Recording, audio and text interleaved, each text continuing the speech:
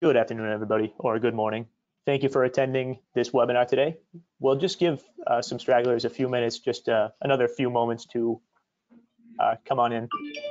We'll get into some housekeeping things before we begin, but this is a CPE eligible webinar. Thank you very much for joining us, and we'll get started in just another few moments.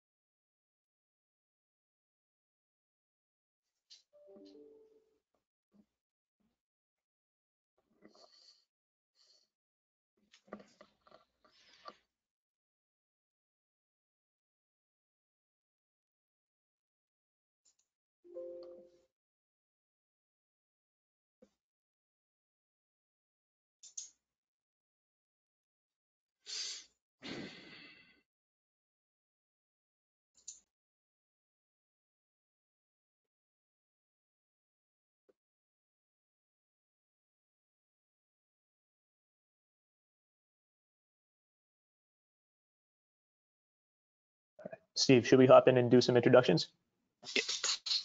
Yeah, I'll go ahead. Thank you.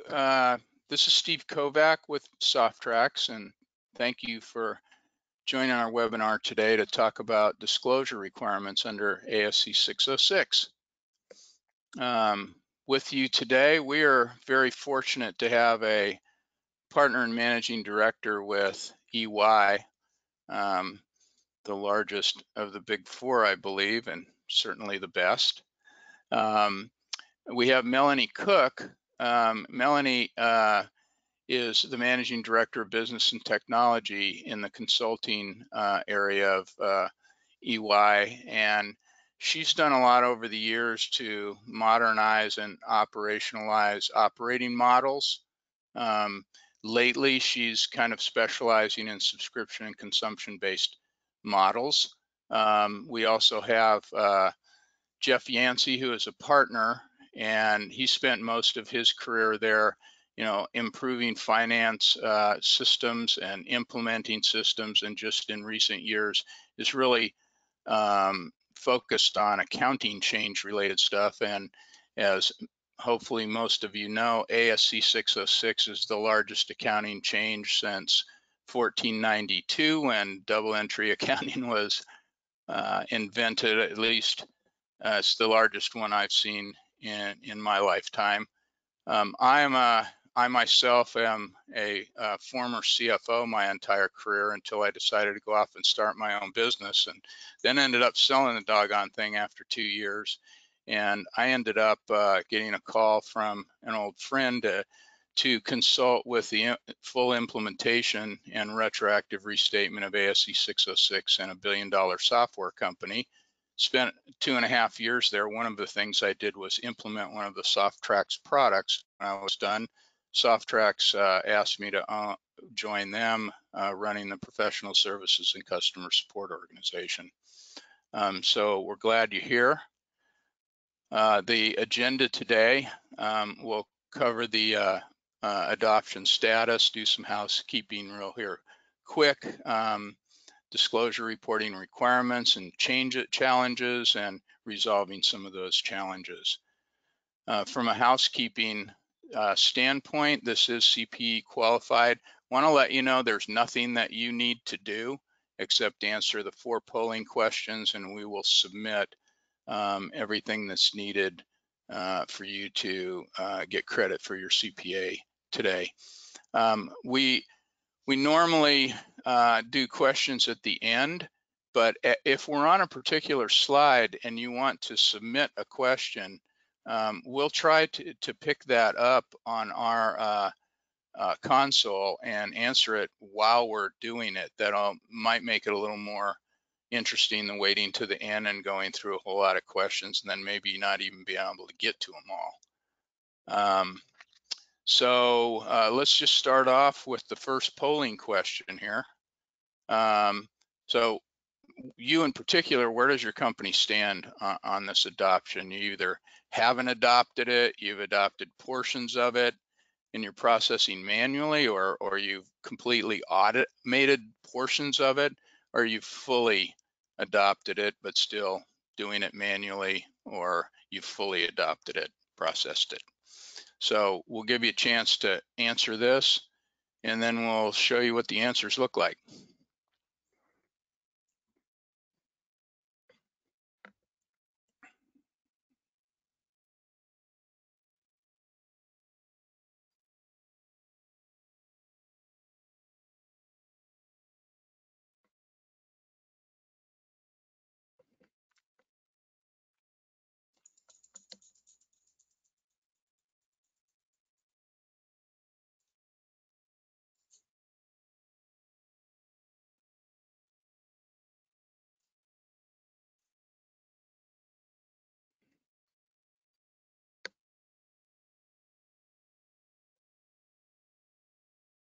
All right, looks like most of the answers are in. I'll go ahead and close in another few seconds.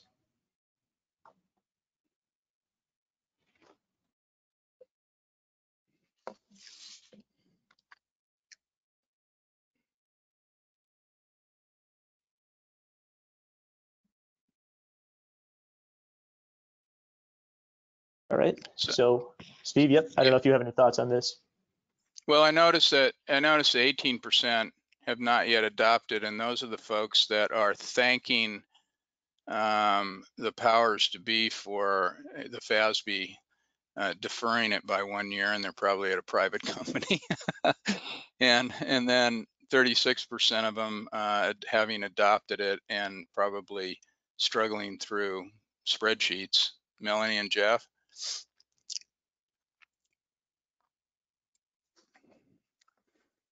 Okay, well, Melanie can talk about status here.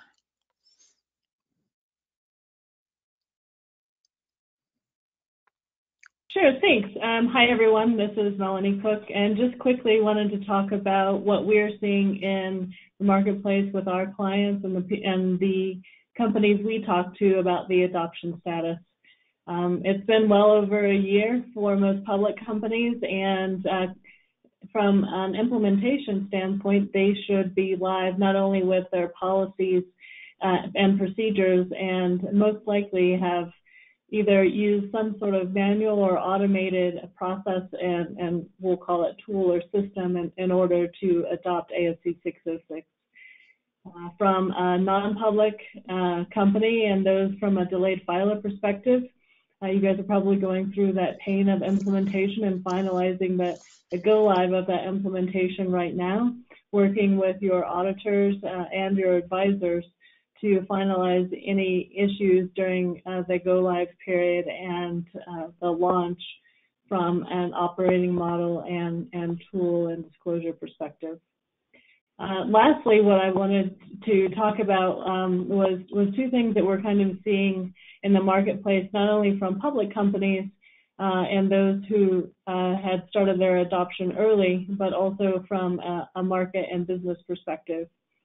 Some of the fallout that we are seeing from a hurried accounting standard implementation is issues in the disclosure reporting, in addition to challenges that the auditors are seeing when they're trying to audit revenue from end to end. And what I mean from end to end is what we see from our audit brethren in the market is they are trying to audit not only at a transactional basis, but we also see some audit firms doing complete revenue audits, meaning they are using digital audit tools to gather all of the invoice and contract data and then walk that through the revenue accounting engine and being able to see what's posted into the GLs. We are hearing from our clients that's become somewhat of a challenge in order to answer all the questions from the digital audits and also the questions from transactional testing because the upstream systems, by way of example, don't provide all the data needed, or in the past, sometimes the accounting functions aren't necessarily as intertwined and teamed with the sales and sales operations teams in order to get the data needed. I guess best advice from that perspective is plan early, plan often in your teaming with your upstream coworkers. And then the last part that I wanted to speak about today from an adoption status is we're seeing companies, especially in this current economic environment, shifting to more of a digital sale or digital product enablement. And what that's doing from a downstream perspective for accounting and operations for things like consumption-based or subscription-based business models is requiring change in operation systems and processes for revenue accounting, because the entitlement provisioning and those types of things that need to be tracked in order to account for revenue and be able to track what your customers' contracts are doing is imperative. Steve, back to you.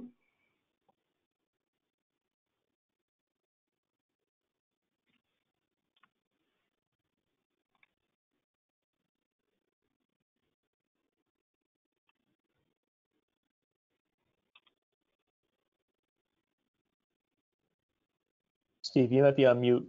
I don't know if you're. Yeah, I apologize. I was on mute.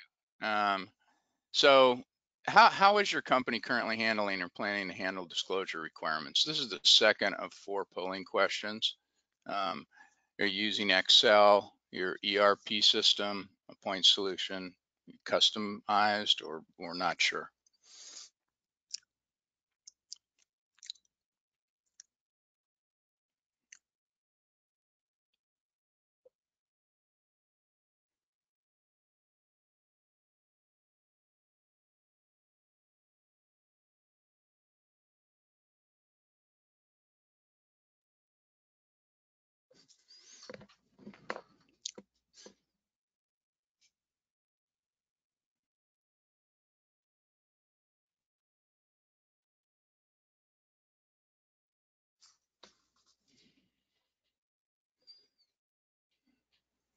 Now, when we changed, I think that the polling question was this disclosure requirements of 606.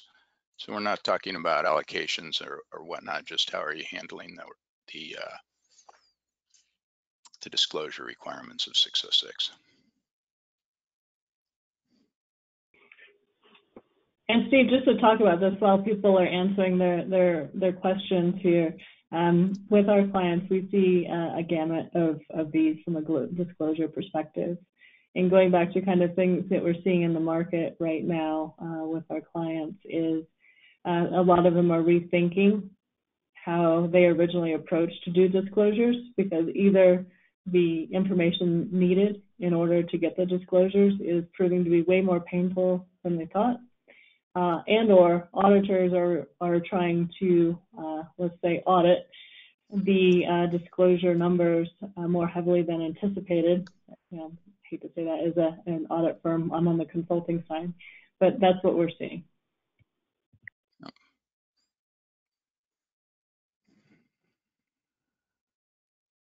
Yeah, I think this is what we expected, and in fact, we'll talk more about this. I have a little anecdotal story I can tell later on what I experienced when I was on the other side of the fence, like you guys. Jeff, you want to talk a little bit about the requirements in general to begin with? Sure.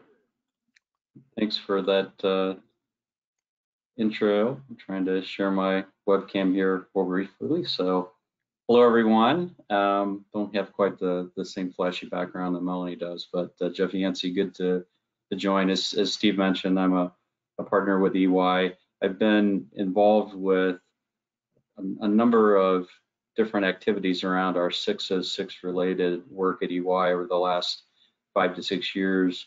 One was, you know, in particular, helping us define our approach as a firm, which included multiple disciplines of both our technology and consulting groups, as well as our technical accounting teams.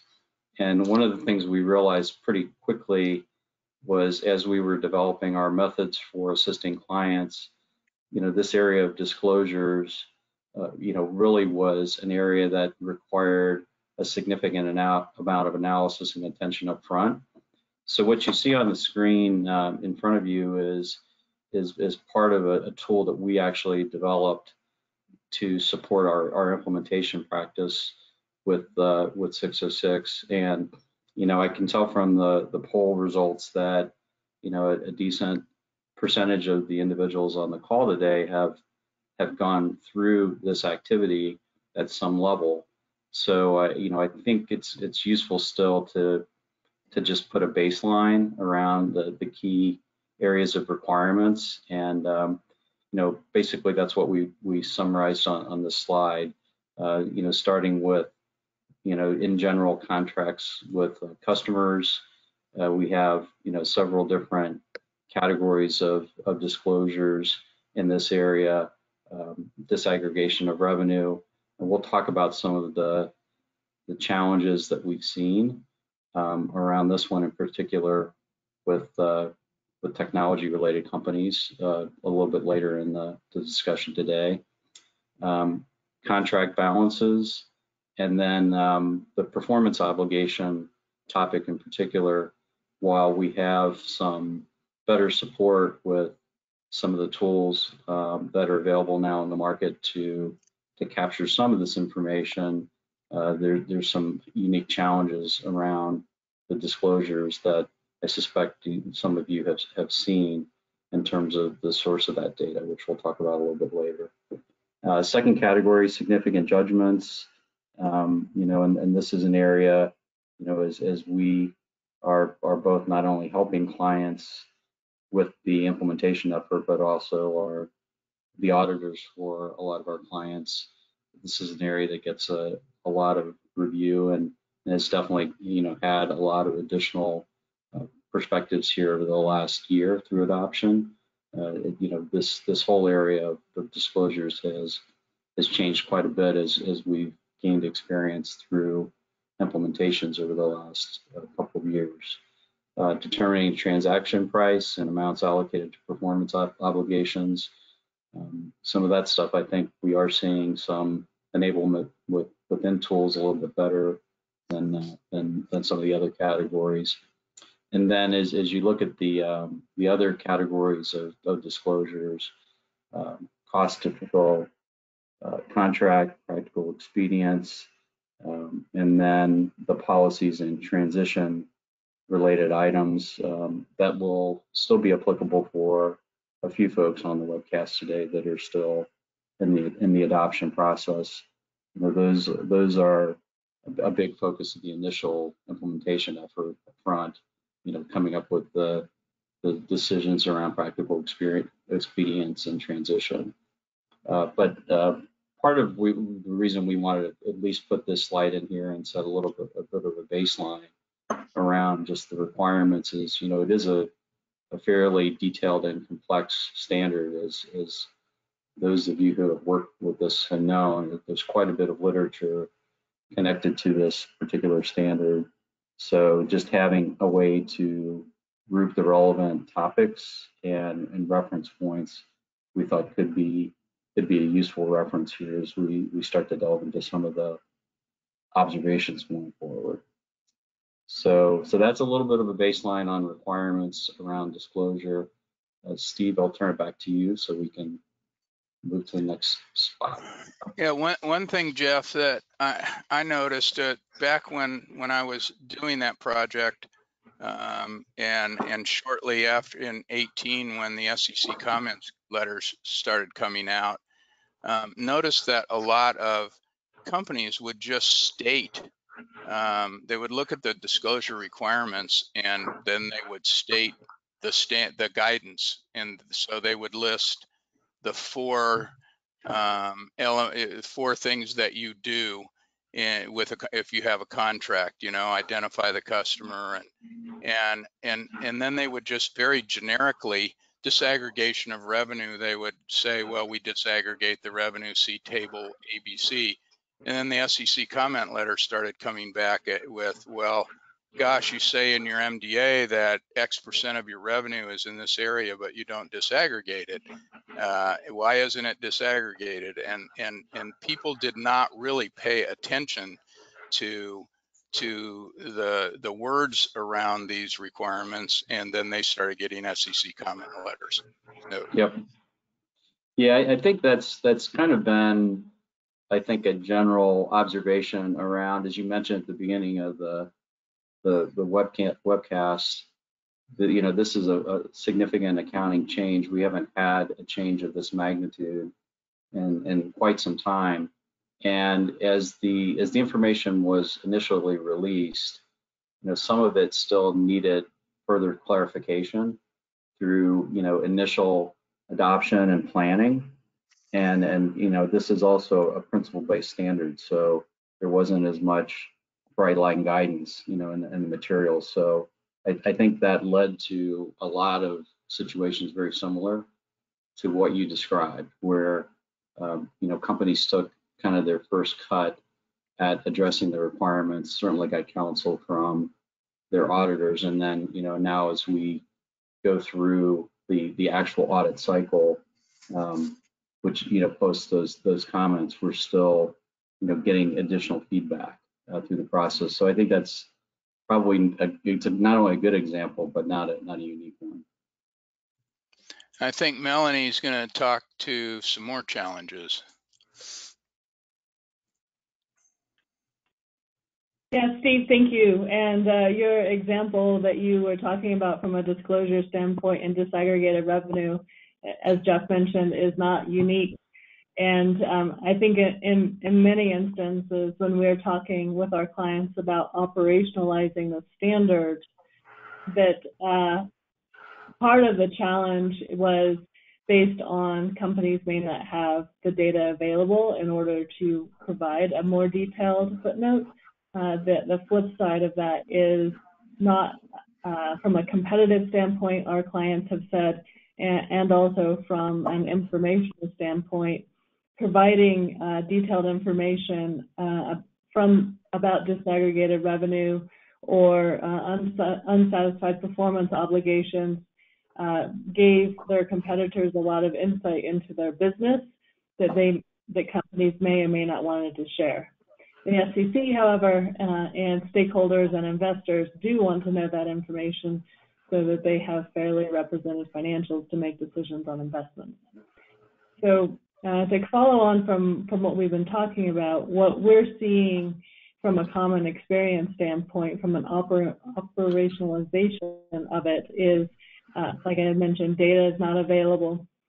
In addition to that, systems that are upstream of the revenue accounting engine, if you have one implemented and are using something like that, either Excel or something like SOFTRAX, that the CPQ information, order, invoice information, contract information from your customers or channel partners is not connected together so that you are able to get all the data elements in order to populate the disclosures, and for that matter, be able to address things like variable consideration and other timing issues for the different performance obligations for revenue accounting.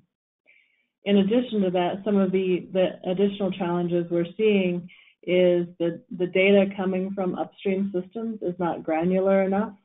By way of example, we have worked with several clients who invoice, let's say, for example, it is a technology client that sells professional services, some hardware, software, and development type of work together. From an invoicing perspective, they have legacy invoice and billing systems that basically bill that at a one line item basis. From a revenue accounting perspective, we all know that that's probably several performance obligations, and in order to split that revenue apart and be able to carve it out based on the recognition pattern required, we have to go one level deeper than just that one item on the invoice. And what we have seen is anywhere in the pricing modules the product SKUs, etc., need a decent amount of rework and updating in order to be able to get that information to do that accounting analysis.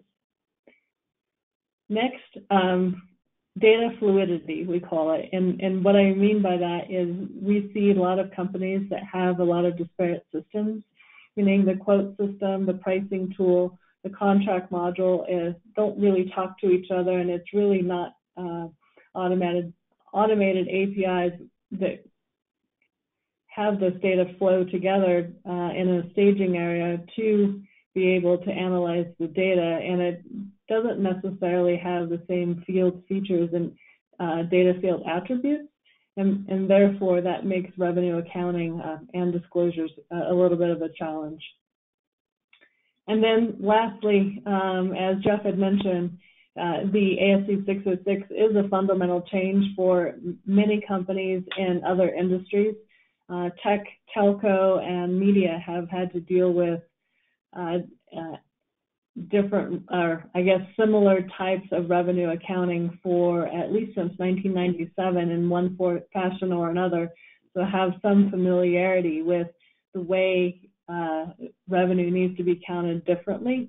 But companies like manufacturing, professional services, etc., have not seen the likes of things like ASC 606 until it came out.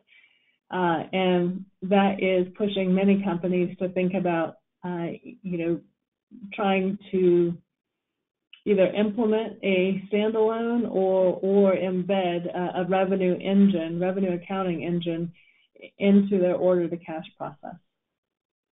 Steve, I don't know, or Jeff, do you guys have any other anecdotal stories in addition to what we've already talked about here? So when I was at that big software company, first of all, we had the director of financial reporting was an ex-EY audit manager, so the depth and transparency of the disclosures were excellent. There was a lot more, I think, than was even required, and so they were excellent in explaining all of the disclosures and what we did. The problem that they were having is I got to look at the spreadsheets and where they had to look into 3 or 4 different systems to, for example, figure out what their backlog was. And they had to do reclasses. And so with the new disclosures, for example, you have to disclose, I believe one of the disclosures is the amount that you recognized this period that was in deferred the previous period. Well, part of your revenue that you recognized may have been point in time, and it wasn't in deferred. So you got to sort all that out. You had things like, the backlog I mentioned, short and long-term deferred, and just your asset versus liability account, which the standard says you have to calculate whether you're in an asset or liability position by contract. So you do it by contract and you add up all of your asset positions and then you add up all your liability positions and so on and so forth. And all this was done manually by the accounting department on Excel. And when we put in the revenue engine, as you say, the automated system, it spit out all of those numbers on a report and completely eliminated all of the time that accounting department had to spend during close coming up with the numbers for the disclosures.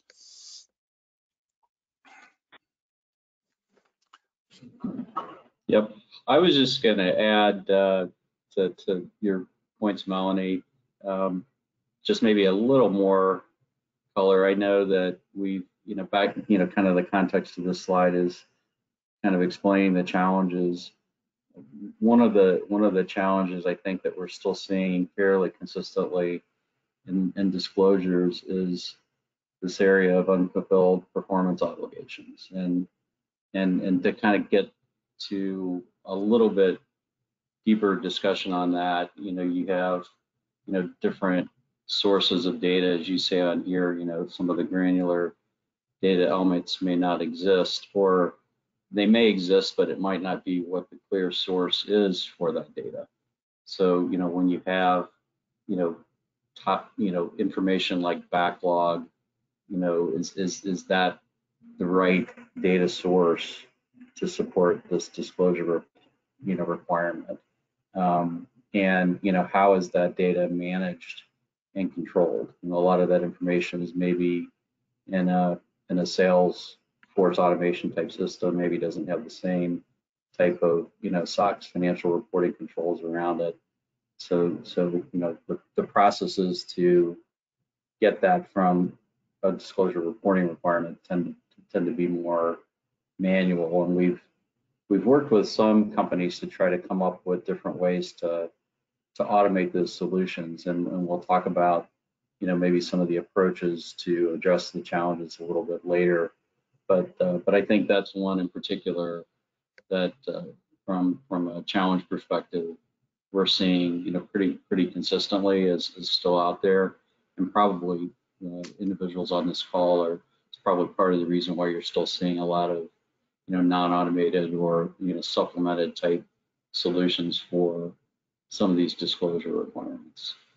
And then in addition to that, also this disaggregation of revenue concept can be a little tricky for technology companies in terms of the different subcomponents of revenue that they develop to support that disclosure. And I think part of the dialogue is, how does that compare, for example, to similar types of categories in their segment reporting, and being able to have kind of a logical thought process around where there are variations in some of the different reporting of those numbers. So just to add, Melanie, and speak a little bit to some of the complexities that can cause challenges in this area. So Melanie, so rather than, besides just throwing in a big engine, obviously there is the devil's in the detail. I think you have some information on that, maybe even some flow charts on kind of the subcomponents of all of this and how it fits together. We do, and we will talk about that after. I think we have another polling question, and then we'll talk about how we've helped companies kind of resolve some of these challenges. Polling question is going to be after you. Oh, well, it got moved. I apologize. All righty. Which ASC 606 disclosure requirement is most challenging for your company? And we've talked about some of these.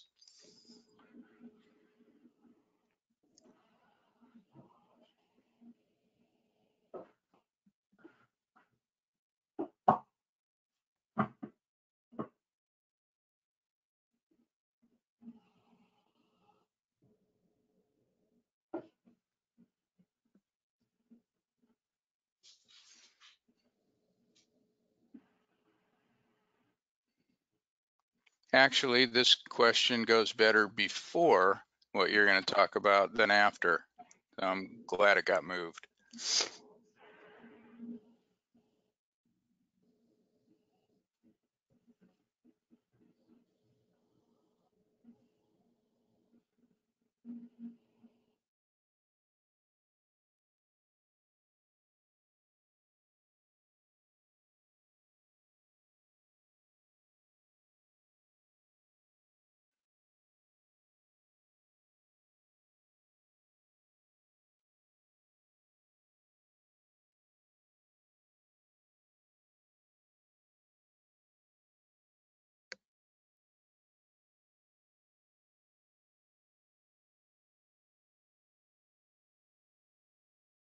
Looks like just about everybody has voted. So another couple of seconds and I'll close the poll.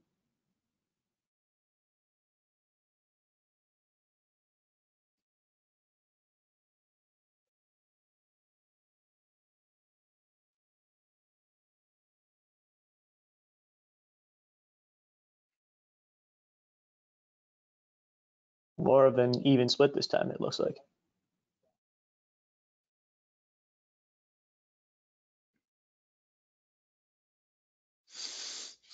It is, and I, in and all the implementations that we do with so many different business models, it makes total sense that one person's headache is easy for somebody else because of their business model, and vice versa. All right, well, thank you. Okay, Melanie. Now we want to hear about it, resolving these. All right, thanks. So a couple different things from a challenges resolved perspective. Won't go over what we're seeing from a challenges again, but as you're going through implementation and thinking about either go live or doing the practice runs for revenue accounting and disclosures before their year end or quarter end as you need them, when thinking about how you're talking to the auditors. The way that we find is most successful in trying to identify and resolve the pitfalls is to kind of assess where you may have the breakdowns. The way we look at that is we think about it from a couple different components and then look at it from an end-to-end process. And what we mean by end-to-end process is basically really, from order all the way through cash from a global process perspective, which, for most of us really spans across many different functions, including sales ops, contract management or legal, sales finance. Some of you guys may have deal desks, which is finance or sales finance sitting in with the sales folks to make sure that the T's and C's are kind of in line, if you call it, for revenue accounting. And then, a lot of times what we're seeing is the revenue accounting and finance functions basically get all of the dirty laundry from either different contract terms that were specifically negotiated for a customer, or bundles of products were discounted in a different way to where standalone selling price is just completely thrown out the window, or other types of, let's call it sales discipline, that may not be as rigorous as you would want to make your life easier from a revenue accounting perspective. So what does that assessment really look like? One of the things is working with your IT department and understanding the transaction data that's flowing through. And going back to what we had mentioned before, looking at that transaction data, does it have the field components and data attributes you really need in order to disaggregate the revenue, be able to calculate backlog, and be able to pull apart the different performance obligations so that the revenue accounting on those different revenue streams can be timed right based on what your accounting policy needs. Second, master data. And this comes anything from your pricing tables, because you always will have to do the analysis between transaction price and standalone selling price, so your auditors can understand how you're applying the pricing for revenue accounting. Or it could be master data around your customer. For example, if you have a services component along with a more widget type component that you're selling, does the customer start and end date? Does the customer's, another issue that we're seeing from a customer perspective for tax purposes is VAT applied and able to be pulled apart from the pricing component so that you are reporting revenue accurately from that perspective.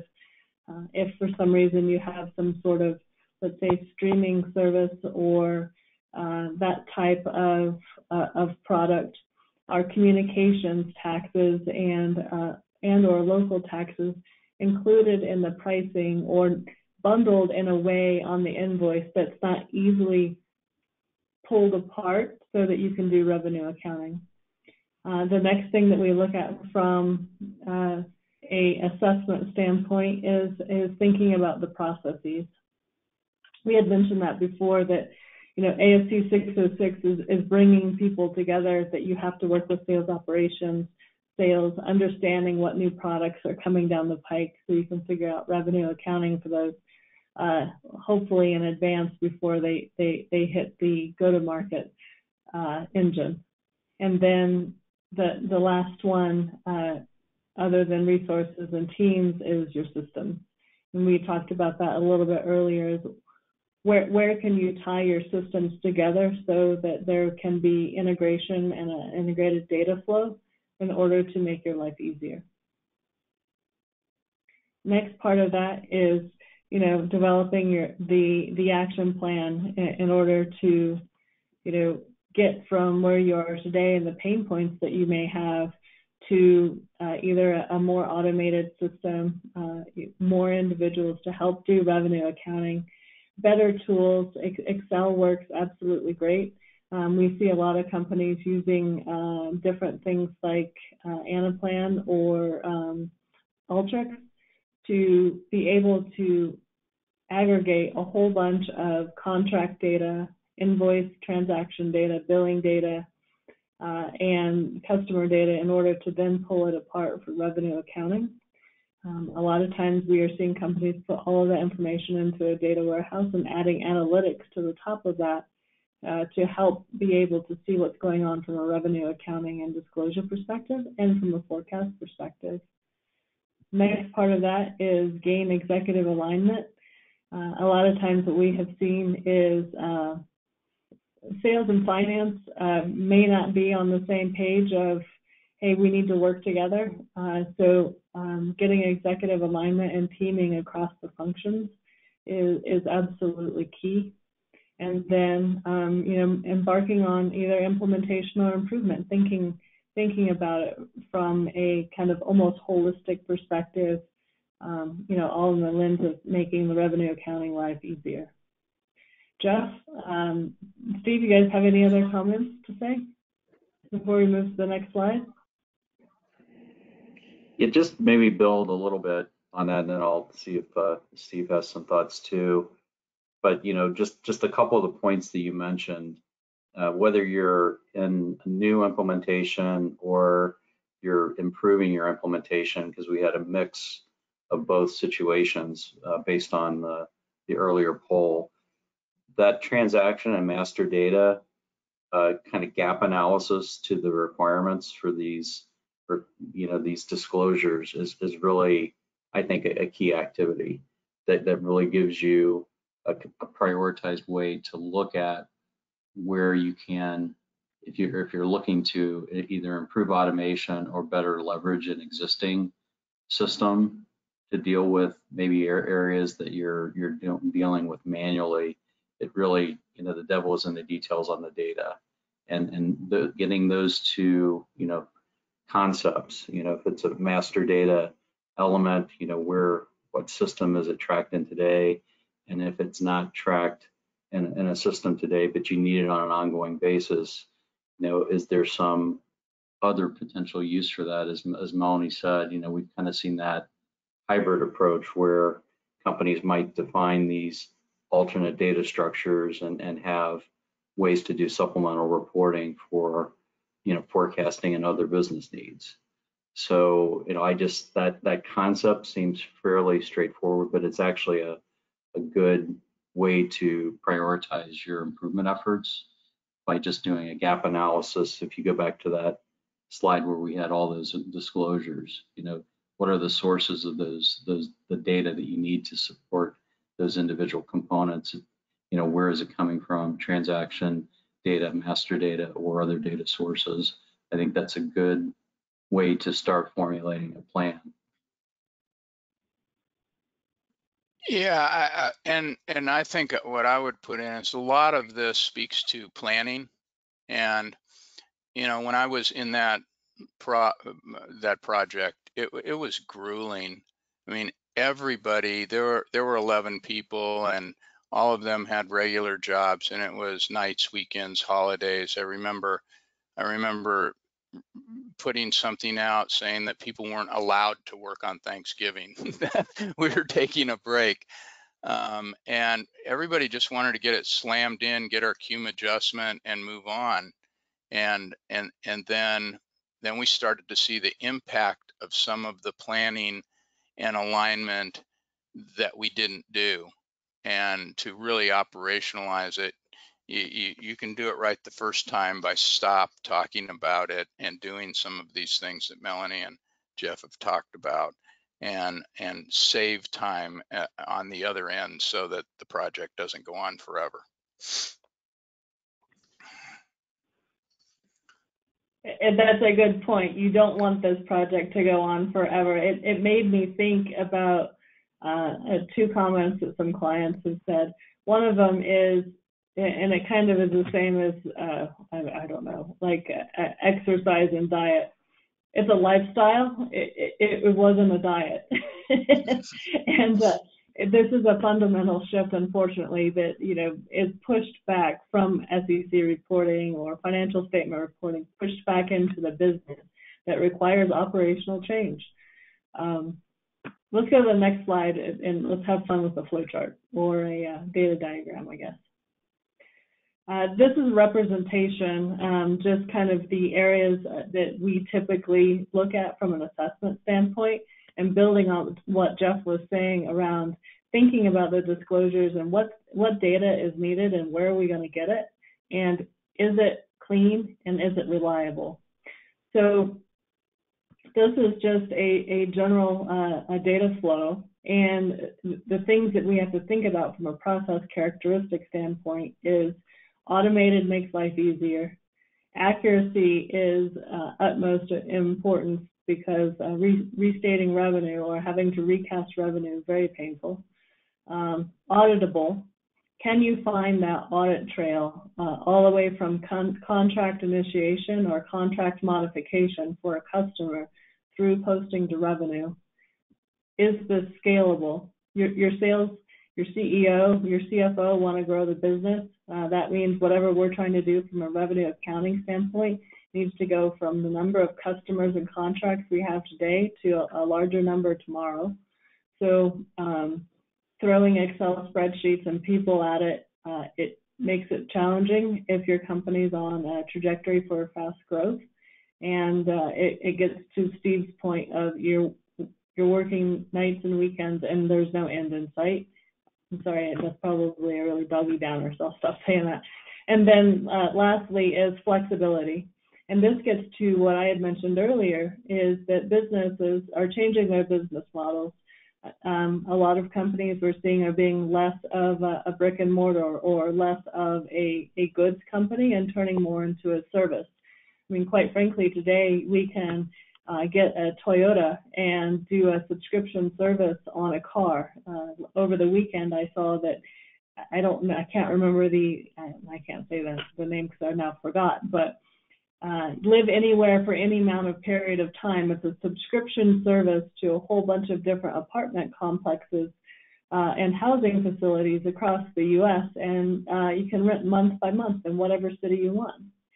In this stage of COVID and working from home, today I'm in Colorado, tomorrow I could be in Florida. But that flexibility from a revenue stream perspective and a revenue accounting perspective is highly important, because we don't know exactly where the company is going to shift to and the way it's going to sell tomorrow, and we have to be able to follow that. Basically what you see down below is the different elements that are really important from what we've seen for revenue accounting and for disclosures. Customer quotes this is getting back to being able to disaggregate or see at the performance-based obligation level what will be provided to the customer. In examples where we work with data centers, what we see many times is a data center will quote a certain rack development, stand-up, measurement of wattage in the original quote process. But as they're implementing and as they're setting up the racks and being able to, put the right servers into it, that quote changes at least 60 to 70 times. And what was in the original quote or the original contract and what they, go live with from a data center service perspective is different. And being able to track that systemically and understand what the end result was, how many racks you have, what you're going to measure from a wattage standpoint, how many hours of implementation, and how many, racks and cages are needed, is going to be absolutely imperative to you, because you'll need to understand what those different performance obligations are and when that revenue should be recognized. Contract orchestration. Probably the bane of all of our existence is contract modifications and variable consideration. Understanding how that contract changes either based on renewals, based on changes in the way that the company sells to your customers, it is absolutely critical in order to be able to understand that backlog and those performance obligations that need to go into your footnotes. And it probably goes without said, from a subscription management standpoint, we had put that in there because many companies, as we had mentioned, is going to more of a subscription or consumption-based business model. What that will require is some sort of entitlement and provisioning system that has to talk to order management and talk to the customer and the contract modules within your company in order to be able to have that seamless customer experience, but also for us to understand what does the customer actually have the right to use or the right to take from us as a company. And then moving to the last part of that is, we had already mentioned revenue contracts and invoices, but all of that stuff has to get kind of consolidated together in some sort of data store in order to be able to post to the GL and then, to get to the financial statements. Jeff, Steve, do you guys have any other comments or anything else you'd like to interject? No, I think, just this is a, kind of a, I would call it a generic normative type view of processes. Some may be less applicable to certain, companies that are on the call today, but I think it's a good reference starting point to think kind of holistically across the different areas that are relevant and where you're going to potentially see, some friction in terms of the reporting process.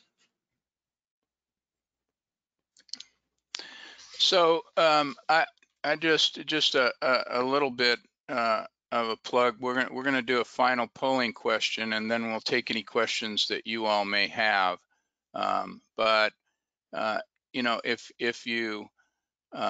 If you need any help on this stuff, certainly Melanie and well, we're all here to help you, and feel free to reach out to us after the webinar on any of this stuff. If your question is more in depth, then maybe you could ask on the webinar. So let's go ahead and move to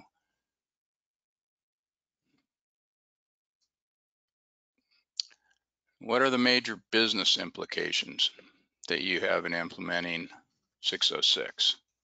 Is it just that you've got complicated revenue treatments or separation of your order to cash, just non-standard business practices within your organization, or the reporting and financial disclosure or other?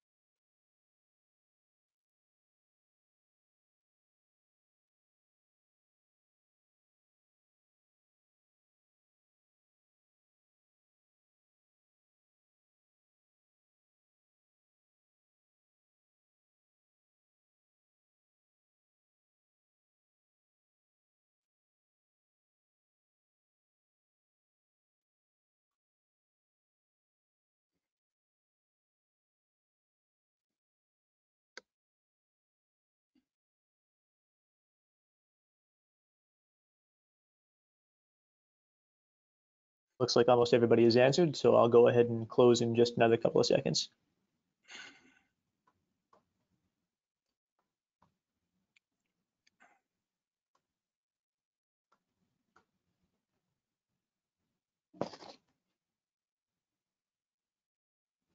There's two big ones there, right? And glad to see the reporting and financial disclosure, and hope we touched on some of those things.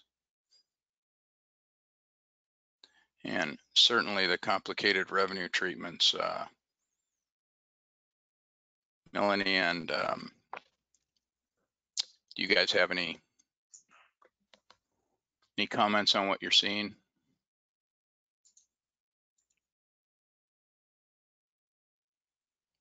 Yeah, Are there any? Go ahead.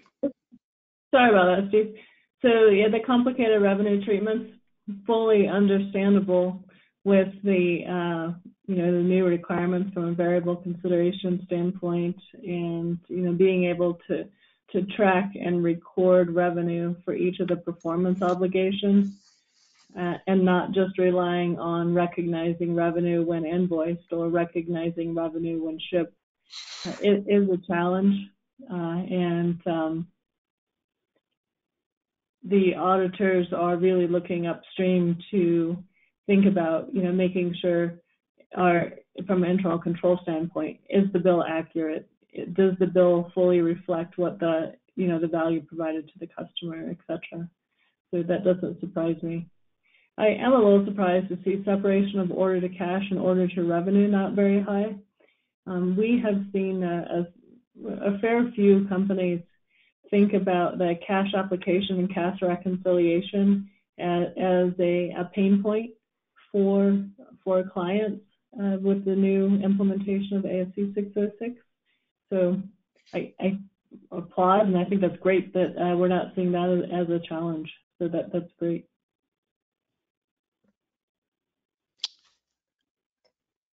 Ian, are you seeing any questions from the group? We do have one here, and I think it is a pretty good question. It looks like it's mostly for Melanie and for Jeff, but do you guys mind briefly speaking about, at least to the controls, like the control aspects around the provision of these disclosure statements? We have one attendee who looks like they're heading towards an audit, and most of their processing remains in Excel, and controls are a concern for them.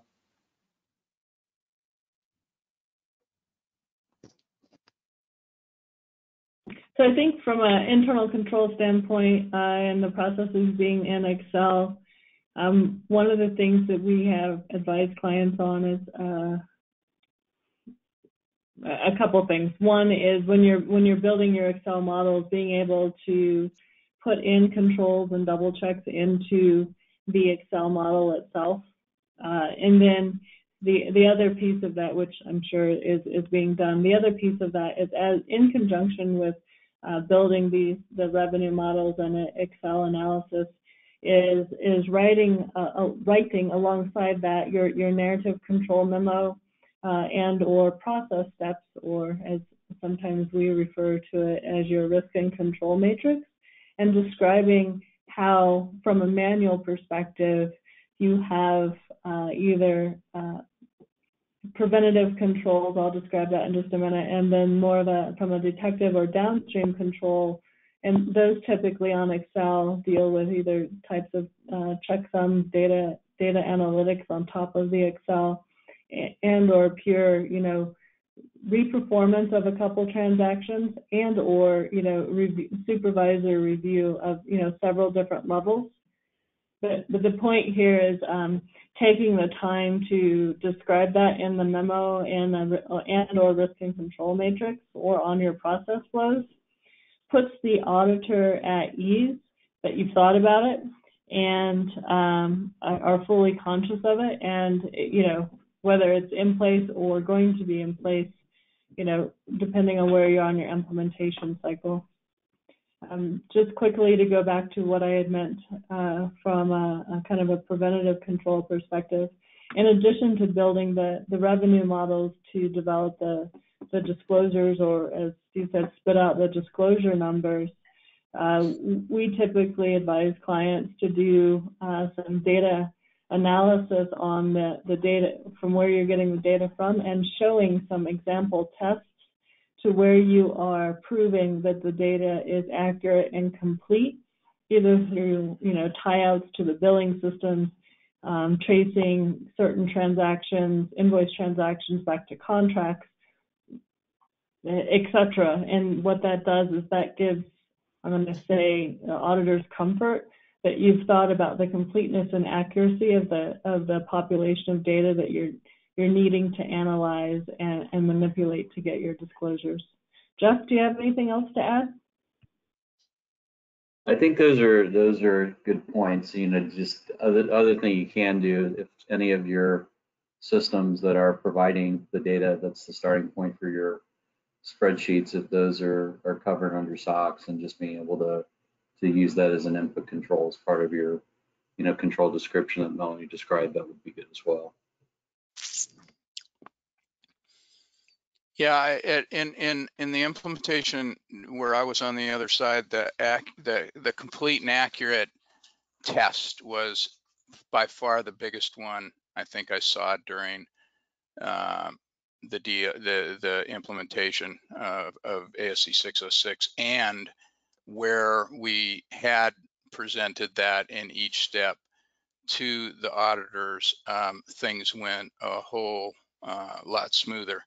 On the SOFTRAX side, we had a customer come to us that that decided, you know what, we're not going to do this automated subledger because we got it nailed in Excel, and really we don't see any benefit.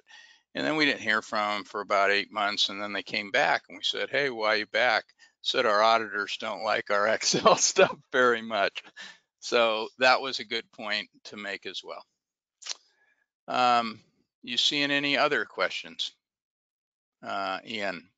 I think we are actually running pretty low on time. Okay. If there are any other questions, feel free, go ahead and you can ask them now while we're still keeping the console up, and we'll answer via email. We'll distribute the answers after. Great.